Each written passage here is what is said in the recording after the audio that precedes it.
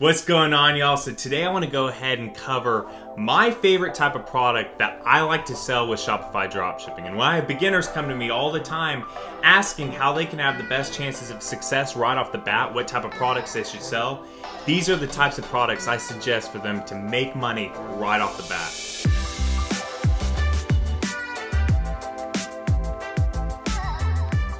So just to preface this video before we get started, many different types of products work. The type of product that I'm going to mention today is not the only type of product that work. It's not the only type of product that I even sell. I have many decent and winning products that don't really fit within this type. I just want to preface that you guys don't get so laser focused on only trying to sell these, but these are my favorite and I've had the most success with this type of product. But before we get into it, if you guys could please go ahead and smash that like button for me, hit subscribe if you haven't already, and turn on that notification bell so you never miss an upload, and leave a comment down below. What types of products are your favorite types of products that you like to sell? Alright guys, so what we're going to do is we're going to go ahead and first talk about the type of product itself.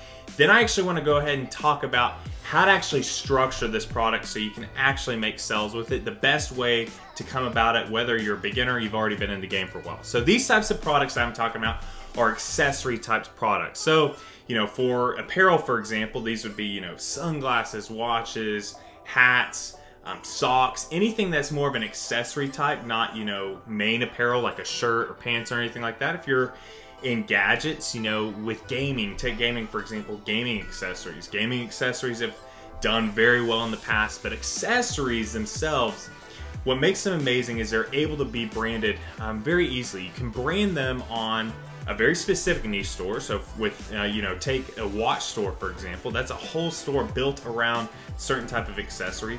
Or you can even brand them in more of a mid-level niche store, you know, with, you know, other types of products as well. They're simple buys. A lot of times, you know, you don't want them to be super cheap. You know, a big problem I've seen, especially in the past, I haven't seen it as much recently, but I've seen a lot of people try to sell bracelets and everything like that. And even though those sell, your margins on them typically are a lot lower. You want something that is going to be a little bit higher priced than that, but you know, it's still going to be an easy sell. What I found with Facebook marketing, especially in Instagram marketing, is products frankly under $40, but you don't want to go so cheap that your margins just suck. So, you know, this is where I've talked about the sweet spot being $15 to $40. Accessories typically fit right within those. You know, this isn't always the case, but for 9 times out of 10, at least with my stores and what I've seen with several of my students, $15 to $40 work great with Facebook and Instagram marketing. And so accessories fit right within that. Now, another beautiful thing of why accessories work so well is that you can really brand out more of a general mid-level niche store and have a very strong brand, but actually have many different types of accessories on there. So it's almost like hitting them with you know, a Trojan horse approach. You could be marketing, you know, say a shirt, and these customers are going to go on your store and they're going to find those different types of accessories they like. So this is actually what's worked for 2 of my stores that I've had. Is I had mid-level niche stores, and I actually had them in streetwear niche, and I had different types of accessories on there, and I wasn't even marketing those accessories. I had customers go on to my store from my ad on Facebook that, you know, had to do with a hoodie or whatever I was selling or trying to sell, and, you know, they would go on and then they would go to these certain types of accessories. I kept having customers do that over and over again, so I realized that I actually might be onto something. So I've actually done 2 different things, and these 2 different things I've obviously seen work well for me, and then work very well for my students. And there are 2 different methods you can do. So the first one I'm going to talk about is the mid-level niche. And if you guys have been following my channel for a while, you know how much I love starting with mid-level niches. This is what I definitely recommend for beginners. Just like I mentioned before, you know, if you have a mid-level niche, say, you know, a streetwear store, you're able to have many different types of accessories with, you know, your main items on there. So if you've got, you know, shirts, pants, you could still have, you know, hats, sunglasses, watches. So you can actually test many different types of accessories on there while still building up the brand presence. And you know, that's the tough thing with the general store. Yeah, you're able to test many different types of products, but it's really, really hard to have that strong brand presence.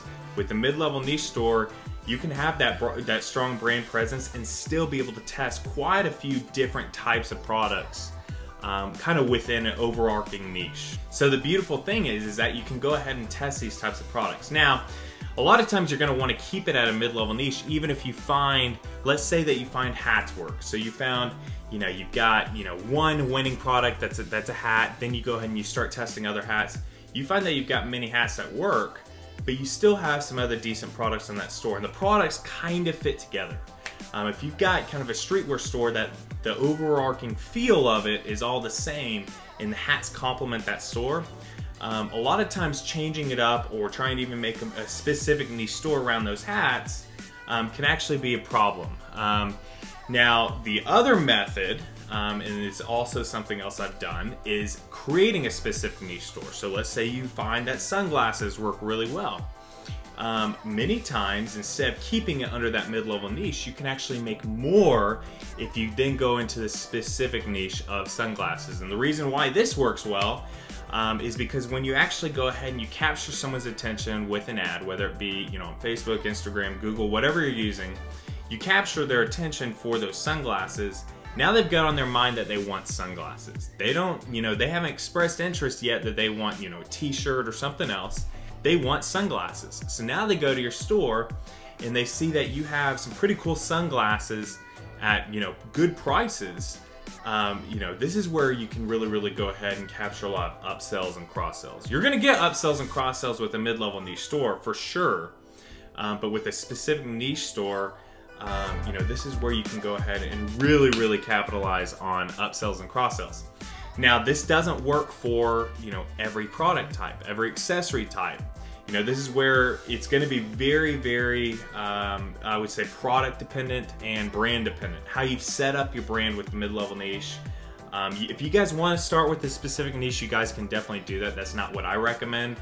I did that in the beginning, and I've seen a lot more success starting with a mid-level niche, and then if it makes more sense, moving into a specific niche. But just know that going forward. But you know, this is where I really love accessories. You want to have something that has global demand, because that's how you're going to have a winning product that essentially can do, you know, 50,000 plus, you know, even 6 figures a month just from one product alone, because you're able to spread around the globe. You know, a big problem I've seen lately is a lot of people really focus in on, you know, just the US market, which isn't bad. There's obviously products that can really make quite a bit of money focusing on that specific market. But the real power of drop shipping, especially AliExpress drop shipping, is that we have the whole world at our disposal, and accessories, you know, work out great. I've seen people build whole accessory stores because they figured this out, and you know, we're able to capitalize on this. So just know that this is a, you know, a strong product type. I see some people, they're scared to really test accessories, or they don't really even think about it. You know, I've seen people set up streetwear stores and apparel stores, and they focus so heavily on, you know, the leggings or the shirts or the hoodies, whatever it is, and they're leaving out testing the accessories, when many times, at least with Facebook and Instagram marketing, accessories are easy sells, and then you can get your upsells and cross sells, everything like that. Alright guys, I hope you found some value in this. Don't get so laser focused on accessories that you don't target other things. Just know that accessory types is what I absolutely love, and what I've seen work very well for other people. It's definitely something to at least try if you haven't already tested that itself, and know that, you know, starting in a mid-level niche is definitely what I recommend. There's other ways to go about it with general or specific niche stores, but I prefer the mid-level niche. Alright guys, go ahead and please smash that like button for me. Hit subscribe if you haven't already. Turn that notification bell so you never miss an upload. Leave a comment, you know, if you've got any type of product that you know, completely doesn't fit an accessory type that you've seen work really well, you know, feel free to comment that down below. If you've got any questions, leave a comment. I'd love to get back to you guys. Keep grinding, y'all, and I'll see you in the next video.